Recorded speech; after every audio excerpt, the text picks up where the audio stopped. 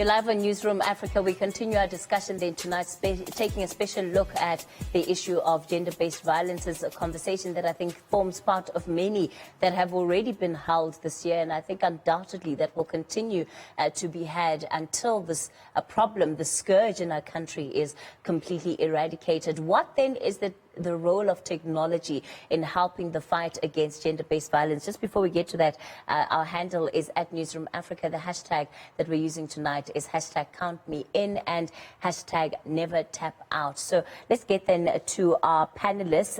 Perhaps let me begin with you, Jenna, and not Jenna, sorry, we've already had Jenna. Let me come to you, Yulisakane from Uber SA.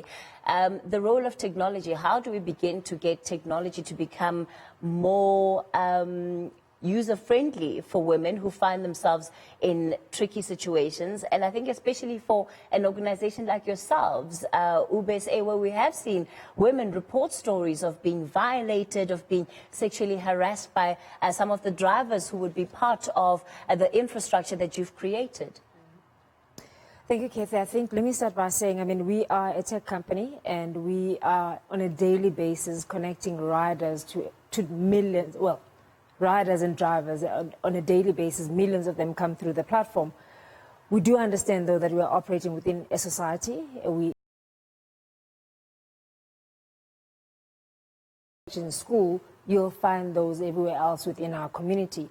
I think one of the things that we've done is, one of the interventions that comes with the app is the ability to know who's driving you before you even get into the car, including what car he's driving and the registration. I think that for me is something that we've never seen in the public transport space. That's for one. Also, the driver verifications that we do before we onboard a driver, we need to know, do you have the requisite documents? Do you have the passenger driver's license for you to be able to drive on the platform? Your criminal background checks. Obviously, maybe those are nowhere near enough, but it's a good starting point. So I would say, as much as we understand that we're not experts in the field or in the space of gender-based violence, we think there's a lot of ways in which we can leverage the technology so that the women that are either women or men, it doesn't really matter, feel safe enough to drive on the platform or to ride on the platform, given the fact that we are the first public transport system that operates 24 hours since the advent of Uber in 2010. I wonder, because many of these verification processes have been there and have been in place for some time. So when it comes then to helping you be able to root out violence that would take place on that ride, do you feel that you've become adaptable to being able to perhaps minimize the level of risk that women find themselves in? Because, you know, I have a lot of friends who generally, when they have to use Uber now, they tend to panic because they're thinking, shucks, I'm getting into this public transport with this stranger and I simply don't know what might happen. What are the risks that I'm signing up for? That's true, Cathy. I mean, look, we improve every year because we learn new things all the time. I think, let me start with the ability for the driver every now and again to take selfies so that we can verify that this is the person that has always been on the platform. He is driving under his own profile. That's the first thing. But the second thing that most people don't know is that when you're in the car on a ride, you are able to share your trip with up to 5 of your relatives. So as the trip starts, you then share it with 5 people that are able to trace and track you as you move on the vehicle. That's the second thing. The other thing is that there's a two-way feedback mechanism. If anything happens on the platform, you are able to connect with us one way or the other. We've got a very small but, you know, visible mark on the app itself. It's a blue shield. That's our safety app. So if anything happens for the driver or the rider, they're able, it's like a panic button. You're able to press that button, then you're able to get the, you know, response from law enforcement or whichever security is closest to you at the time. Of course, you know, a lot of things happen all the time, and that's why we're continuously improving on the app and the abilities to respond or even prevent these things from happening. Sure. Joanne, let me bring you in here, and it's really about the role of technology. What are the kind of apps that we're seeing being developed that you think are actively helping in the fight against gender-based violence? Well, I'm obviously here in my capacity as a representative for Rainbow. I work for Sage, and we're also a tech company. and we're the founding partners of Rainbow. And Rainbow is a chatbot which lives on the Facebook Messenger platform. So it uses artificial intelligence to try and help women in situations of domestic violence. And we launched it about a year ago. And when we did that, we sort of did a lot of research. We conducted focus groups. We did beta testing to try and find out what are the barriers that women face when it comes to reporting and talking about domestic violence. And the first is obviously stigma. We've heard it a few times tonight. Fear. They often live with their abuser and they're not able to make a phone call to a call center at 8 o'clock at night. And trust, lack of trust in the system, police reporting mechanisms, etc. So Rainbow at the moment's got 16,000 unique users and has had about 800,000 conversations. So what we're able to do is gather data around and trends around what these victims are saying. And interestingly enough, we recently pulled high-level aggregated stats, and we found that only 1 in every 1,000 of our users use the word violence when they talk about their relationship. And instead they say things like, it doesn't feel right, or I don't like what's happening at home. But they very seldom actually say, I'm in a violent relationship and I'm experiencing violence at home. It's such an important thing to be able to mine out that data. I wonder what else specifically you're looking at as part of this research, and what would you want to do with it?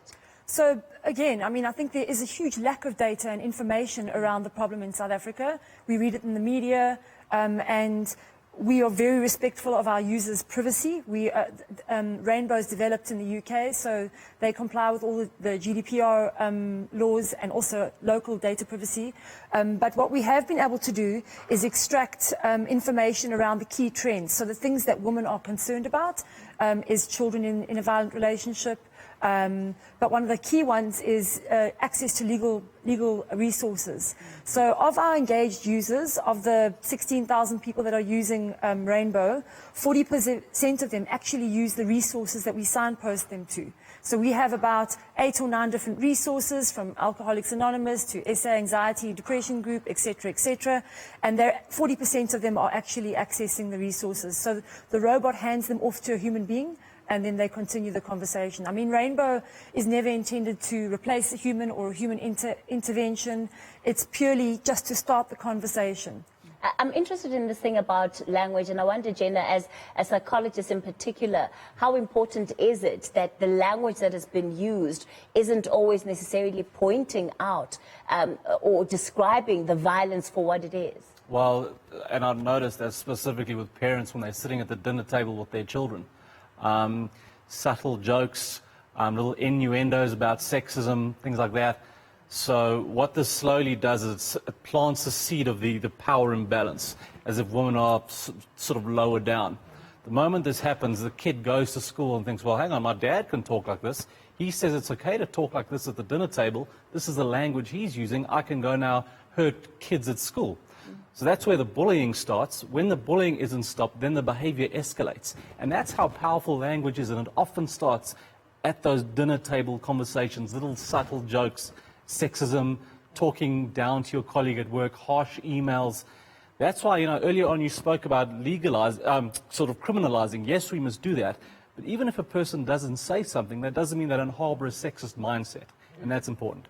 Sure, and I suppose one of the issues then when it comes to especially online platforms, often these platforms are also used for the very same harassment that we're talking about, the very same bullying, especially that we encounter on a day-to-day. I wonder if you've been able to do any work that specifically looks at that, Joanne? Well, in terms of bullying, there has been data and information that's come through on Rainbow, but I'm going back to the privacy issue. So when we extract data from Rainbow, it's at a very high level.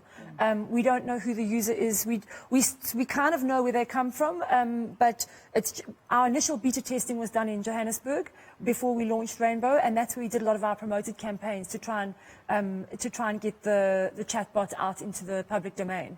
But yeah, it is one of the issues that has surfaced.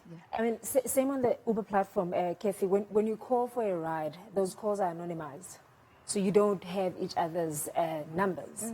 Same as when he comes or she comes and picks you up at your address. All they know is that it's the street name and the GPS takes them to the exact location, but thereafter it's deleted from the history precisely for that reason of privacy and making sure that, the conversations that happen after that have got nothing to do with the ride itself. Sure.